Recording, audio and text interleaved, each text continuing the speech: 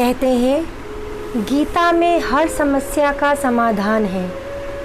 तो आइए गीता के प्रथम अध्याय पाठ का महत्व और लाभ जानते हैं। गीता में भगवान श्री कृष्ण ने रणभूमि में अर्जुन को जो ज्ञान दिया था वह गीता में बताया गया है। गीता में कुल 18 अध्याय हैं और उन सभी का अपना अलग अलग महत्व है। श्री गीता उपनिषदों का सार है। महाभारत युद्ध के समय रणभूमि में भगवान श्री कृष्ण ने अर्जुन को जो ज्ञान दिया था वह गीता में बताया गया है। गीता में ऐसे बहुत सी बातें हैं जो मनुष्य के जीवन की कई कठिनाइयों को आसान बनाती है। इतना ही नहीं, गीता पढ़ने पर मनुष्य को बहुत सी नई जानकारियाँ भी मिलती हैं। साथ ही हर अध्याय के नियमित पाठ का अपना लाभ और महत्व है। भगवान शिव ने देवी पार्वती को गीता के पहले अध्याय के पाठ का महत्व जो बताया है वही यहाँ आपके लिए प्रस्तुत है।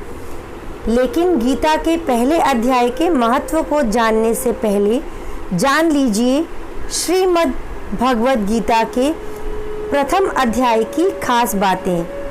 गीता के पहले अध्याय का नाम अर्जुन विषाद योग है।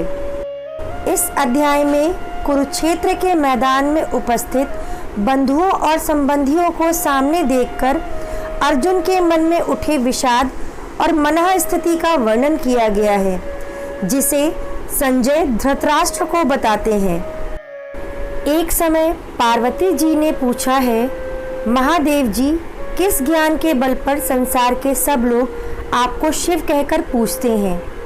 मृगछाला ओढ़े और अपने सभी अंगों में शमशान की विभूति लगाए, गले में सर्प और नरमुंडों की माला पहने हुए हो, इनमें तो कोई भी पवित्र नहीं है, फिर आप किस ज्ञान से पवित्र माने जाते हैं? तब महादेव ने उत्तर दिया कि हे प्रिय, सुनो, मैं गीता ज्ञान को अपने हृदय में धारण करने से पवित्र माना जाता हूँ। इस ज्ञान से मुझे बाहर के कर्म नहीं व्यापते। तब पार्वती जी ने कहा कि हे भगवान, जिस गीता ज्ञान की आप ऐसी स्तुति करते हैं उसके श्रवण करने से कोई कृतार्थ भी हुआ है? महादेव ने उत्तर देते हुए कहा कि इस ज्ञान को सुनकर बहुत से जीव कृतार्थ हुए हैं और आगे भी होंगे। मैं तुम्हें एक पुरातन कथा कहता हूँ, तुम सुनो। एक समय पाताल लोक में शेषनाग की सैया पर श्री नारायण जी नैन मूंदकर आनंद में मग्न थे। उस वक्त भगवान के चरण दबाते हुए लक्ष्मी जी ने पूछा, हे प्रभु, निद्रा और आलस्य तो उन पुरुषों को व्यापता है जो जीव तामसी होते हैं, फिर आप तो तीनों गुणों से अतीत हो। आप तो वासुदेव हो। आप जो नेत्र मूंद रहे हो, इससे मुझे बड़ा आश्चर्य है। नारायण जी ने उत्तर देते हुए कहा, हे लक्ष्मी, मुझको निद्रा आलस्य नहीं व्यापता। एक शब्द रूप जो भगवद गीता है उसमें जो ज्ञान है उसके आकार रूप है। यह गीता शब्द रूप अवतार है। यह गीता में यह अंग है। 5 अध्याय मेरे मुख हैं, 10 अध्याय मेरी भुजा है, 16वां अध्याय मेरा हृदय और मन और मेरा उदर है, 17वां अध्याय मेरी जंघा है, 18वां अध्याय मेरे चरण है। गीता श्लोक ही मेरी नाड़ियाँ हैं और जो गीता के अक्षर हैं वो मेरा रोम है। ऐसा मेरा शब्द रूपी जो गीता ज्ञान है उसी के अर्थ में हृदय में विचार करता हूँ और बहुत आनंद प्राप्त होते हैं। लक्ष्मी जी बोली, हे श्री नारायण जी, जब श्री गीता जी का इतना ज्ञान है तो उसको सुनकर कोई जीव कृतार्थ भी हुआ है, सो मुझसे कहो। जब श्री नारायण ने कहा, हे लक्ष्मी, गीता ज्ञान को सुनकर बहुत से जीव कृतार्थ हुए हैं, सो तुम श्रवण करो। एक व्यक्ति था, जो चांडालों के कर्म करता था और तेल नमक का व्यापार करता था, उसने एक बकरी पाली। एक दिन वह बकरी चराने के लिए वन में गया और वृक्षों से पत्ते तोड़ने लगा। वहाँ उसे एक सांप ने डस लिया, जिससे वह तुरंत मर गया। मरने के बाद उसने बहुत से नरक भोगे और फिर उसका जन्म बैल के रूप में हुआ। उस बैल को एक भिक्षुक ने मोल लिया। वह भिक्षुक उस पर चढ़कर सारे दिन मांगता फिरे। जो कुछ भिक्षा मांगकर लाता वह उसे अपने परिवार के साथ मिलकर खाता और वो बैल सारी रात द्वार पर खड़ा रहता। उसके खाने पीने का भी कोई ख्याल नहीं करता था और सुबह होते ही बैल पर चढ़कर फिर मांगने निकल जाता। जब बहुत दिन हो गए तो वह बैल भूख से गिर गया, लेकिन उसके प्राण नहीं निकले। नगर के लोगों ने देखा और उस बैल को कोई तीर्थ का फल दे तो कोई व्रत का फल दे, तब भी उस बैल के प्राण नहीं छूटे। एक दिन गड़िका आई। उसने लोगों से पूछा, यह कैसी भीड़ है? तो उन्होंने कहा कि इसके प्राण नहीं निकलते, अनेक पुण्यों का फल दे रहे हैं तो भी इसकी मुक्ति नहीं होती। तब गड़िका ने कहा कि मैंने जो कर्म किया है उसका फल मैंने इस बैल को दिया है। इतना कहते ही बैल की मुक्ति हो गई। तब बैल ने एक ब्राह्मण के घर जन्म लिया। पिता ने उसका नाम सुशर्मा रखा।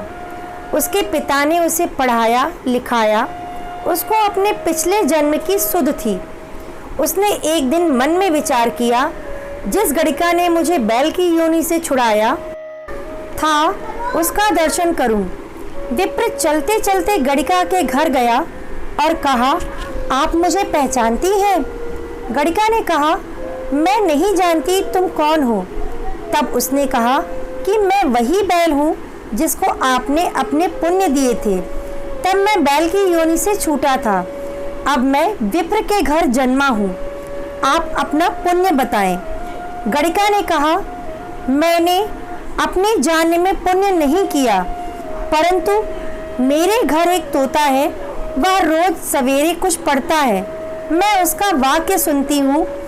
उस पुण्य का फल मैंने तुम्हें दे दिया। तब विप्र ने तोते से पूछा कि तू सवेरे क्या पढ़ता है? तोते ने कहा, मैं पिछले जन्म में विप्र का पुत्र था। मेरे पिता ने मुझे गीता के पहले अध्याय का पाठ सुनाया करते थे। एक दिन मैंने गुरु से कहा कि मुझको आपने क्या पढ़ाया है। तब गुरुजी ने मुझे शाप दिया कि तू तोता बन जा। इसके बाद से मैं तोता बन गया। एक दिन बहेलिया मुझे पकड़ ले आया और इस विप्र ने मुझे मोल ले लिया। वह विप्र भी अपने पुत्र को गीता का पाठ सिखाता था। तब मैंने भी यह पाठ सीख लिया। उसी दिन विप्र के घर में चोर घुस गए। उन्हें धन तो प्राप्त नहीं हुआ, लेकिन वह मेरा पिंजरा उठा ले आए। उनकी यह गड़िका मित्र थी। वह मुझे उसके पास ले आए। सो मैं नित्य प्रातः गीता जी के पहले अध्याय का पाठ करता हूँ, जिसे यह गड़िका सुनती है। पर इस गड़िका को समझ में नहीं आती। जो मैं पढ़ता हूँ वही इस गड़िका ने तेरे निमित्त दिया था। यह श्री गीता जी के पहले अध्याय का फल था। तब विप्र ने कहा कि हे तोते, तू भी विप्र है, आशीर्वाद से तेरा कल्याण हो। सो हे लक्ष्मी। विप्र के इतना कहते ही वह तोता भी मुक्ति को प्राप्त हो गया।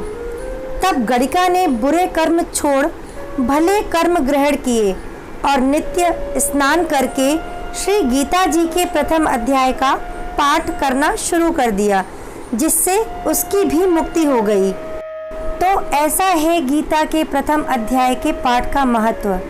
अगर आपको यह जानकारी अच्छी लगी हो तो मेरा चैनल सब्सक्राइब कर लें और कमेंट में जय श्री कृष्ण ना लिखना भूलें। श्री कृष्ण की कृपा से आपके सारे कार्य पूरे होंगे। जय श्री कृष्ण।